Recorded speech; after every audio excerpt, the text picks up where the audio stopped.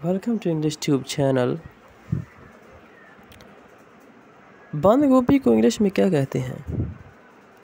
ज़रा सोचें, बंद गोभी को इंग्लिश में क्या कहते हैं? चलो मैं ही बता देता हूँ। बंद गोभी को इंग्लिश में कैबेज कहते हैं। जी हाँ, कैबेज। हालांकि ए है तो इसको कैबेज नहीं पढ़ना, बल्कि ए को आई कंसिडर करें और कैबेज पढ़ें। कैबेज।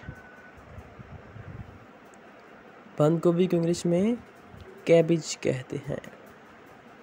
जी हाँ, कैबेज, CABBAGE,